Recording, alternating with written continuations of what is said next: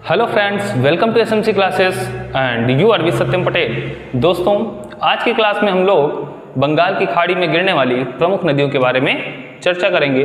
तो चलिए आज की क्लास स्टार्ट करते हैं। हेडिंग डाल लेंगे बंगाल की खाड़ी में गिरने वाली नदियाँ।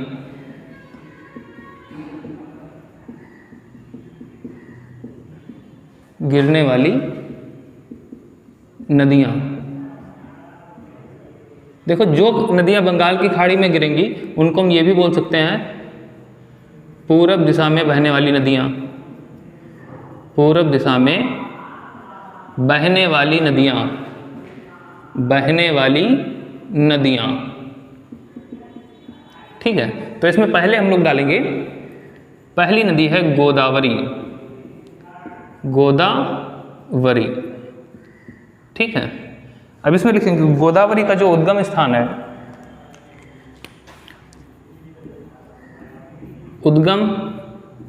उद्गम इसका क्या हो जाएगा? उद्गम हो जाएगा त्र्यंबकेश्वर।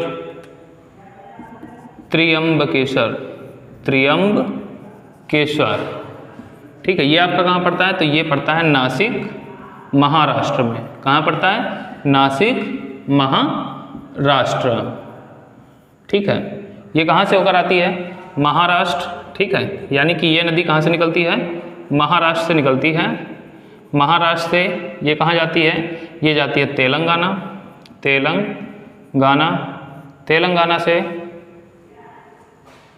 महाराष्ट्र से छत्तीसगढ़। छत्तीसगढ़, छत्तीसगढ़ से तेलंगाना। तेलंगाना, तेलंगाना से ये जाएगी आंध्र प्रदेश। आंध्र प्रदेश, और आंध्र प्रदेश से फिर जाएगी ये वेस्ट ऑफ बंगाल या बे ऑफ बंगाल, ठीक है। इसके बाद में अगर हम इस नदी की बात करें तो यह दक्षिण भारत की, यह दक्षिण भारत की सबसे लंबी नदी है। लंबी नदी है, ठीक है।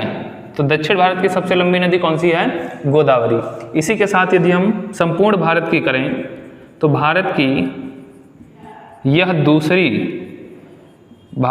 दूसरी सबसे लंबी नदी है। सबसे लंबी नदी, ठीक है। अब देखो, एक चीज देखो, यहाँ पे क्या कहा गया है? अगर हम पूरे देश की बात करें, भारत की बात करें, तो ये क्या है? दूसरी सबसे लंबी नदी। लेकिन अगर हम केवल और केवल दक्षिण भारत की बात करें या प्रायद्वीपीय भारत की बात करें तो प्रायद्वीपीय भारत में क्या है? सबसे लंबी नदी है, ठीक है। इसके अलावा और क्या क्या इसकी विशेषताएं हैं? इसे जो है, यानी कि जो गोदावरी है, इसे हम वृद्ध गंगा के नाम से भी जानते हैं। वृद्ध गंगा अथवा बूढ़ी गंगा, अथवा बूढ़ी गंगा के नाम से भी जाना जाता है। जाना जाता है, ठीक है। इसके बाद में अगर हम बात करें तो इसको हम दक्षिण की गंगा भी बोलते हैं। दक्षिण की गंगा, ठीक है। क्वेश्चन पूछा जाता है कि दक्षिण की गंगा किसे कहते हैं? तो गोदावरी। और यहीं पे एक और क्वेश्चन बन जाता है, नोट करके, दक्षिण भारत की गंगा। दक्षिण भारत की गंगा, भारत की गंगा, अगर दक्षिण भारत की गंगा कहेगा तो वो होगी कावेरी, ठीक है। और अगर इसकी कहेगा दक्षिण की गंगा तो ये हो जाएगी गोदावरी, ठीक है। तो ये दोनों पॉइंट जो हैं इनको आप इंपॉर्टेंट कर लें, ठीक है। और इन पे आपको ध्यान देना है, ठीक है।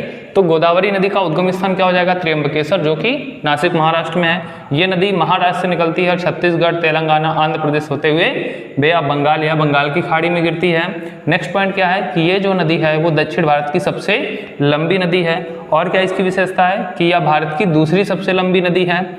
इसके अलावा अगर हम गोदावरी की बात करें तो गोदावरी नदी को और किन किन नामों से जाना जाता है? तो इसे वृद्ध गंगा के नाम से भी जानते हैं, बूढ़ी गंगा के नाम से भी जानते हैं। इसके अलावा इसे दक्षिण की गंगा के नाम से भी जाना जाता है, ठीक है। इसको नोट कर लें। चलिए अब बात करते हैं इसकी सहायक नदियों की कि इसकी सहायक नदियां कौन कौन सी हैं। ठीक है, तो चलिए हेडिंग डाल लेते हैं सहायक नदियां। सहायक नदियां, तो सहायक नदियों में कौन कौन सी नदियां हो जाएंगी? सहायक नदियों में पहली आपकी हो जाएगी वैनगंगा। ठीक है, ये आपकी इंपॉर्टेंट है, क्यों? क्योंकि इसमें गंगा है और लोग क्या करते हैं कि गंगा को देख करके हम सीधे गंगा की ही इसे ट्रिब्यूटरी बता देते हैं। ठीक है, जबकि वैनगंगा किसकी सहायक नदी है? गोदावरी की। ऐसे ही एक है पेनगंगा। पेनगंगा, इसी में है पूर्णा। ठीक है, पूर्णा नदी। पूर्णा नदी भी किसकी सहायक नदी है? तो गोदावरी की है। इसी में है मंजिरा। मंजिरा नदी। ठीक है, मंजिरा नदी। मंजिरा नदी की क्या विशेषता है कि ये जो है गोदावरी की सबसे लंबी सहायक नदी है। सबसे लंबी सहायक नदी है। सहायक नदी है। नदी है। और कौन कौन सी हैं? प्राणहिता। प्राणहिता, ठीक है, इसी में हो जाएगा सबरी। सबरी, ठीक है, इसी में हो जाएगा इंद्रावती। इंद्रावती, ठीक है। ये क्या है? ये है गोदावरी की प्रमुख सहायक नदियाँ। तो क्वेश्चन पूछा जाता है कि वैनगंगा किसकी सहायक नदी है, पेनगंगा किसकी सहायक नदी है। ठीक है, तो ये सारी की सारी नदियाँ किसकी हो जाएंगी? गोदावरी की सहायक नदियाँ हो जाएंगी। और नदियों से संबंधित हमने क्वेश्चन भी कराए हैं, जिसका लिंक जो है वीडियो के डिस्क्रिप्शन में दे दिया जाएगा। तो अगर जिन लोगों ने वो क्वेश्चन वाली वीडियो नहीं देखी है तो आप वहाँ से जो है क्वेश्चन देख सकते हैं कि किस तरीके से एग्जाम में पूछे जाते हैं। तो इसको नोट कर लीजिए। चलिए अगली नदी है कृष्णा नदी। अगली हेडिंग डालिए कृष्णा नदी। कृष्णा नदी जो दूसरी नदी है जो कि बंगाल की खाड़ी में गिरती है, ठीक है, प्रायद्वीपीय भारत की, वो हो जाएगी हमारी कृष्णा नदी। कृष्णा नदी की यदि हम उद्गम स्थान की बात करें तो इसका जो उद्गम है वो हो जाएगा महाबलेश्वर। महाबलेश्वर, ठीक है, ये भी आपका कहाँ पड़ता है? तो ये आपको पड़ता है महाराष्ट्र में। ठीक है, इसकी यदि हम विशेषता की बात करें तो ये क्या है? यह नदी गोदावरी नदी के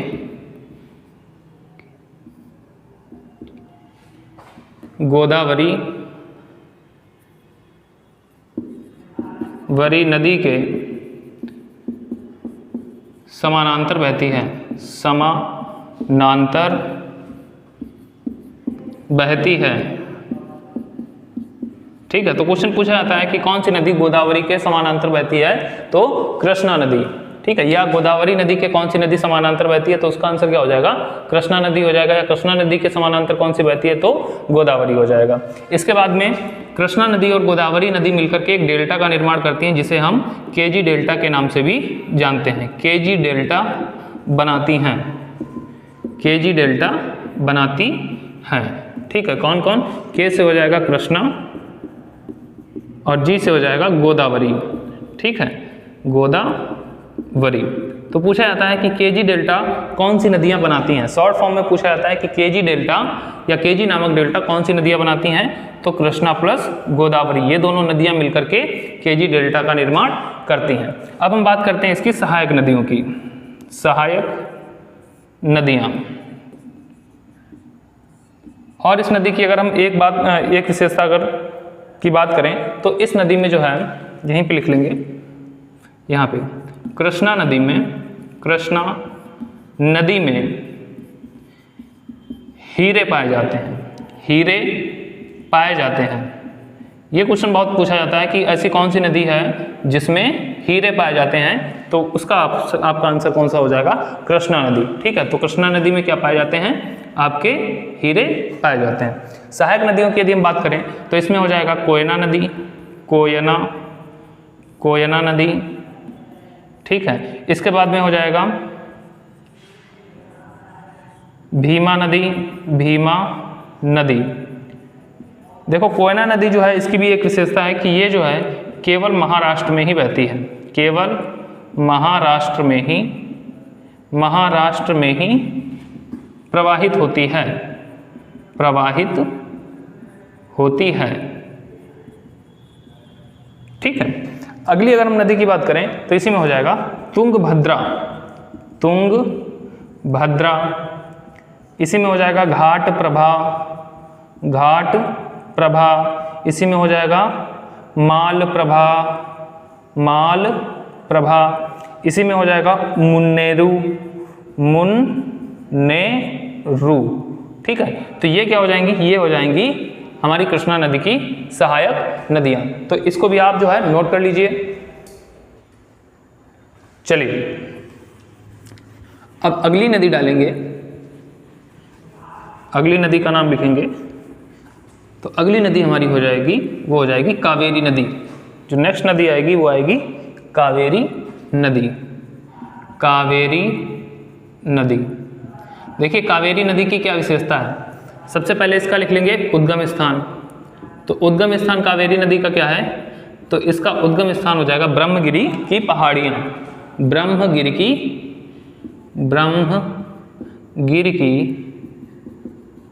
पहाड़ियाँ।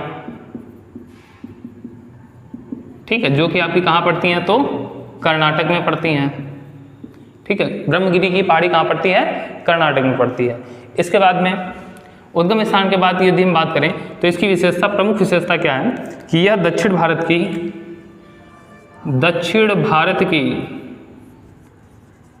सदाबहार नदी है, सदाबहार नदी है।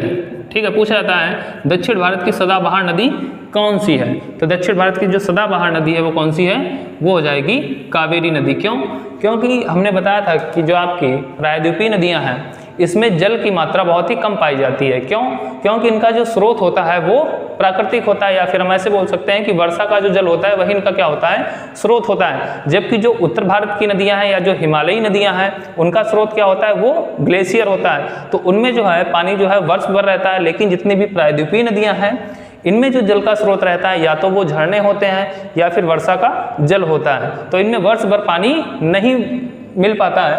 लेकिन ये एक ऐसी नदी है जिसमें वर्ष भर पानी पाया जाता है। इसका कारण क्या है, क्योंकि ये नदी ऐसे स्थान पे पड़ती है जब मानसून हमारा जाता है तब भी यहाँ पर वर्षा करके जाता है, और जब मानसून लौटता है तब भी यहाँ पर वर्षा हो जाती है। तो जिसके कारण क्या रहता है कि इसमें जो है इस नदी में वर्ष भर पानी मिलता रहता है। आगे अगर हम बात करें इसकी विशेषता की,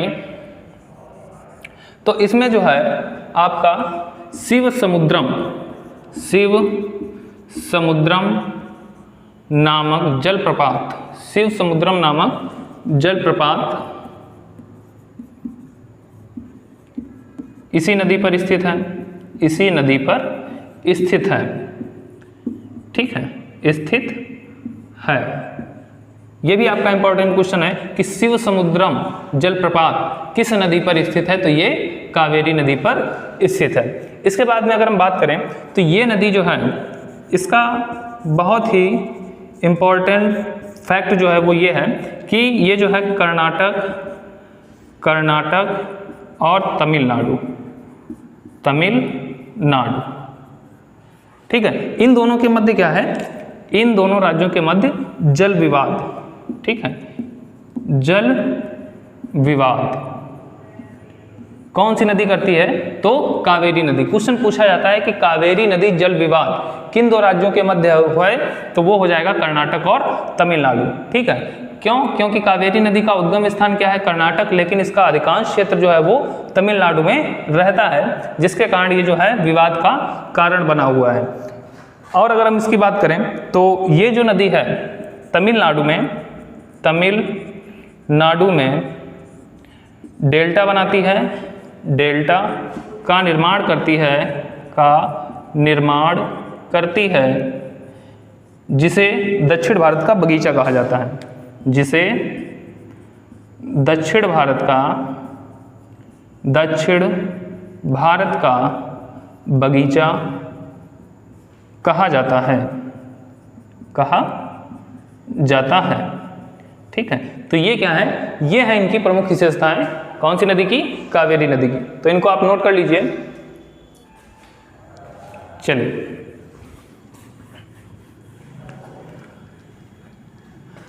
अब आते हैं अगली नदी जिसका नाम है महानदी। नेक्स्ट नदी है जिसका नाम है महानदी। महानदी, चलिए इसका उद्गम स्थान क्या हो जाएगा? महानदी का जो उद्गम स्थान है वो है सिंघावा पहाड़ी। सिंघावा पहाड़ी जो कि आपकी कहाँ पड़ती है? ये पड़ती है छत्तीसगढ़ में। ठीक है, तो महानदी का उद्गम स्थान क्या है? ये हो जाएगा सिंघावा पहाड़ी जो कि आपकी छत्तीसगढ़ में है। इसके बाद में अगर हम इसकी बात करें तो ये महानदी जो है छत्तीसगढ़ से जाती है उड़ीसा, ठीक है, और उड़ीसा से पहुंच जाती है ये वे ऑफ बंगाल। ठीक है, उड़ीसा से कहाँ पहुंच जाती है? Bay of Bengal. तो उड़ीसा में एक जगह है जिसका नाम है संबलपुर। ठीक है, क्या नाम है? संबलपुर। ठीक है, तो उड़ीसा में संबलपुर नामक स्थान पे एक डैम बना है जिसका नाम है हीराकुंड बांध। ठीक है, तो क्वेश्चन पूछा जाता है कि हीराकुंड बांध किस नदी पर है? तो वो हो जाएगा महानदी। कहाँ पर है? उड़ीसा में है। उड़ीसा में कहाँ पे है? तो संबलपुर नामक स्थान पर है। ठीक है, तो महानदी का उद्गम स्थान सिंघावा पहाड़ी। ठीक है, महानदी पर कौन सा डैम है? तो हीराकुंड नामक बांध है। और इसकी विशेषता की अगर हम बात करें तो इस नदी में कोयला पाया जाता है। इस नदी की विशेषता क्या है कि इसमें जो है कोयला पाया जाता है। इसकी अगर हम सहायक नदी की बात करें, सहायक नदियाँ तो कुछ ज़्यादा इसकी विशेष सहायक नदियाँ नहीं हैं। एक दो इसकी सहायक नदियाँ हैं। एक तो है श्योकनाथ। ठीक है, श्योकनाथ नदी, ये जो है ये इसकी प्रमुख सहायक नदी है। श्योकनाथ नदी क्या है? प्रमुख सहायक नदी।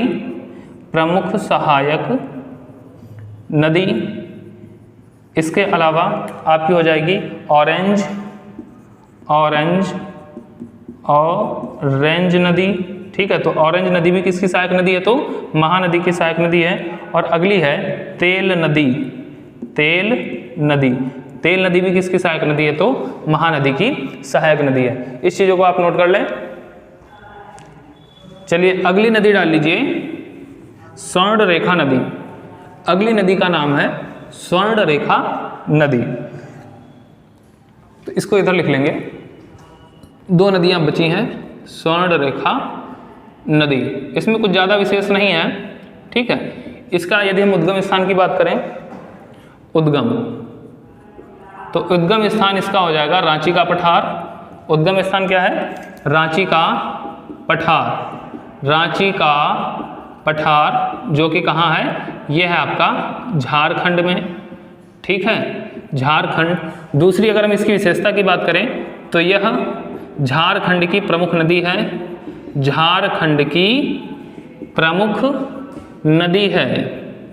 ठीक है, झारखंड की प्रमुख नदी है। दूसरी विशेषता की बात करें तो इस पे जो है हुंडरू जलप्रपात। ठीक है, हुंडरू जलप्रपात इसी नदी पर स्थित है।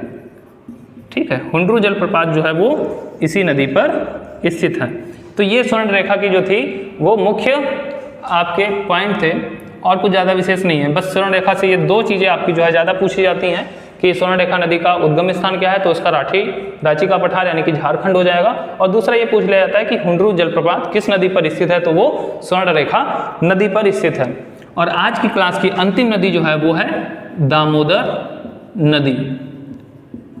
ठीक है, तो बंगाल की खाड़ी में गिरने वाली आज की अंतिम नदी है जिसका नाम है दामोदर नदी। उद्गम स्थान की यदि हम बात करें तो इसका उद्गम स्थान जो है वो हो जाएगा आपका छोटा नागपुर का पठार। ठीक है। छोटा नागपुर का पठार। इस नदी की यदि विशेषता की बात करें तो यह नदी हुगली की सहायक नदी है। हुगली की या हुगली नदी की सहायक नदी है। हुगली नदी की सहायक नदी है, ठीक है। तो किसकी ये सहायक नदी है? तो ये जो है हुगली नदी की सहायक नदी है। नेक्स्ट पॉइंट की अगर हम बात करें तो इस नदी को जीवाश्म नदी के नाम से भी जाना जाता है। जीवाश्म नदी के नाम से भी जानते हैं, ठीक है, जानते हैं। किस नाम से? जीवाश्म नदी के नाम से। नेक्स्ट पॉइंट की अगर हम बात करें तो इसे बंगाल का शोक भी कहा जाता है।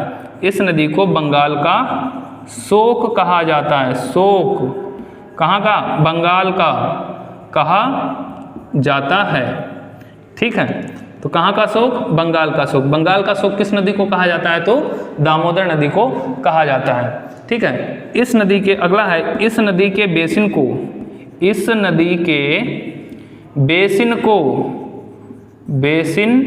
को भारत का रूर कहा जाता है। क्या कहा जाता है? भारत का रूर कहा जाता है, ठीक है, कहा जाता है, ठीक है। तो ये क्या हो जाएगा? ये हो जाएगी हमारी दामोदर नदी से संबंधित महत्वपूर्ण फैक्ट। तो आज की क्लास को हम यहीं पर समाप्त करते हैं। आज की क्लास आपकी कैसी लगी कमेंट करके जरूर बताएं और वीडियो को अधिक से अधिक शेयर करें। धन्यवाद।